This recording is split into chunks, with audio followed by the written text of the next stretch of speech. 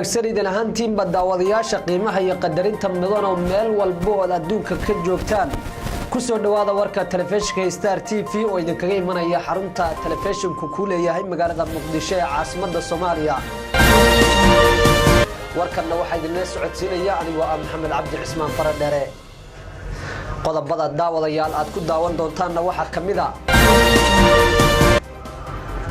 hay'adda culimada Soomaaliyeed ayaa maanta baaq ka soo saartay fanaaniinta ku sugan magaalada Muqdisho ee raba inay abaabulaan fantasiyo la xiriira xilliga guga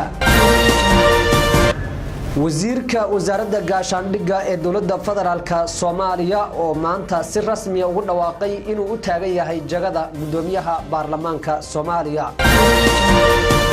qaar kamid ah mas'uuliyiinta maamulka gobolka Banaadir ayaa booqday degmooyinka gobolka Banaadir daawadayaal intaasi waxay ahaayeen qodobadii warkayaga ugu doorka roonaa intaas iyo in kale oo badanba u diyaar garooba balse qadar yar oo xayeysiina